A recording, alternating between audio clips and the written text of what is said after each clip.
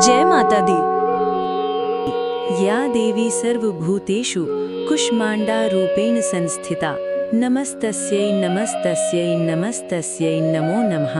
शारदीय नवरात्रि के चौथे दिन की सभी श्रद्धालुओं को मंगलमय शुभकामनाएं। इस पावन अवसर पर मां कुष्मांडा की कृपा आप सभी और आपके परिवार पर बनी रहे। आज की इस कथा और वर्णन में हम सुनेंगे और जानेंगे मां कुष्मांडा की महिमा, उनका स्वरूप, उनकी कथा, उनकी पूजा विधि और अंत में उनसे क्षमा प्रार्थना। सबसे पहले हम जानेंगे मां कुष्मांडा का स्वरूप और उनकी महिमा। मां दुर्गा के चौथे स्वरूप को कुष्मांडा के नाम से जाना जाता है। कहा जाता है कि जब ये संपूर्ण सृष्टि अस्तित्व में नहीं थी, जब चारों ओर केवल अंधकार ही अंधकार था, तब माता ने अपनी मंद मुस्कान से इस ब्रह्मांड की रचना की। उनकी इस छोटी सी दिव्य मुस्कान से सृष्टि का विस्तार हुआ और अनंत लोकों का जन्म हुआ। इसी कारण उनका नाम पड़ा कुष्मांडा। मां कुष्मांडा का निवास सूर्य मंडल के मध्य में माना जाता है। ये वही शक्ति हैं जो सूर्य और उसके प्रकाश को संचालित करती हैं। माता का तेज हजारों सूर्यों के समान प्रखर और दैदीप्यमान है। यही कारण है कि संपूर्ण दिशाएं और ये समस्त ब्रह्मांड उन्हीं के प्रकाश से आलोकित है। मां कुष्मांडा की 8 भुजाएं हैं और इसी कारण इन्हें अष्टभुजा देवी भी कहा जाता है। उनके हाथों में कमंडल, धनुष, बाण, कमल, अमृत कलश, चक्र, गदा और माला धारण है। उनकी माला सभी सिद्धियों और निधियों को देने वाली मानी जाती है। माता का वाहन सिंह है और उन्हें कुम्हड़े का भोग अत्यंत प्रिय है। संस्कृत में कुम्हड़े को कुष्मांड कहा जाता है, इसी कारण वे कुष्मांडा नाम से विख्यात हुईं। अब हम जानेंगे पूजा विधि। नवरात्रि के चौथे दिन प्रातःकाल जल्दी उठकर स्नान कर लें और स्वच्छ वस्त्र धारण करें। सबसे पहले भगवान सूर्यदेव को जल अर्पित करें और फिर अपने घर के मंदिर में जाएं, जहां आपने मां की प्रतिमा या चौकी स्थापित की है। वहां आसन ग्रहण करें और दोनों हाथ जोड़कर सभी देवी देवताओं को प्रणाम करें। अब एकाग्र चित्त होकर 3 बार आचमन करें और गंगा जल या शुद्ध जल से अपने आसपास के स्थान और पूजन सामग्री का शुद्धिकरण करें।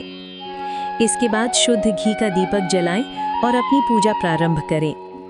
पूजा की शुरुआत गणेश पूजन से करनी चाहिए। पंचोपचार विधि से भगवान गणेश की पूजा करें और उनका आशीर्वाद प्राप्त करें। इसके पश्चात कलश पूजन करें और उसमें स्थित सभी देवताओं का ध्यान करें। यदि आपने नवग्रह या षोडश मातृकाओं की स्थापना की है तो उनका भी पूजन करें। इसके बाद माता कुष्मांडा का ध्यान करें। अपने हाथ में पुष्प और अक्षत लेकर माता से प्रार्थना करें और ये मंत्र जपें। या देवी सर्वभूतेषु कुष्मांडा रूपेण संस्थिता नमस्तस्यै नमस्तस्यै नमस्तस्यै नमो नमः। इसके पश्चात माता को फूल, अक्षत, धूप, दीप, नैवेद्य अर्पित करें।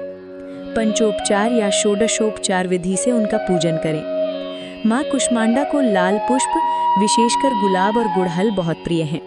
पीले कमल के फूल भी अर्पित किए जा सकते हैं। भोग में आप हलवा, मालपुए, दूध से बनी मिठाइयाँ, फल या शक्कर का प्रसाद अर्पित करें। इसके बाद पान पत्र पर सुपारी, लौंग और इलायची रखकर अर्पित करें और माता को दक्षिणा स्वरूप कुछ धन भी समर्पित करें।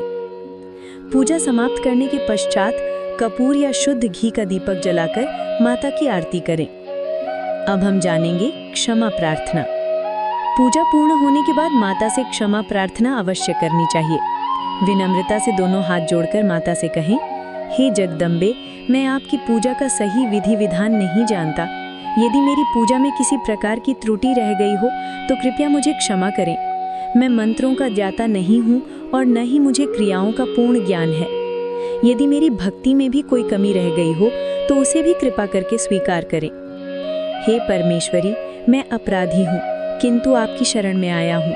आप दयामयी हैं, कृपया मेरी त्रुटियों को क्षमा कर मुझे अपनी कृपा से आच्छादित करें। अब हम जानेंगे माता कुष्मांडा की आराधना का महत्व। मां कुष्मांडा की पूजा करने से भक्त को बल, बुद्धि, आयु, स्वास्थ्य और समृद्धि की प्राप्ति होती है। उनके स्मरण से रोग और शोक दूर होते हैं। भक्त को हर प्रकार की उन्नति और सुख समृद्धि का अनुभव होता है। इस प्रकार माता कुष्मांडा की पूजा पूर्ण होती है। यदि ये कथा और पूजा विधि आपको अच्छी लगी हो तो कृपया हमारे चैनल भगवत प्राप्ति मार्ग को सब्सक्राइब करें, वीडियो को लाइक करें और अपने प्रियजनों तक माता की कृपा का संदेश पहुंचाएं। जय मां अम्बे। हर हर महादेव।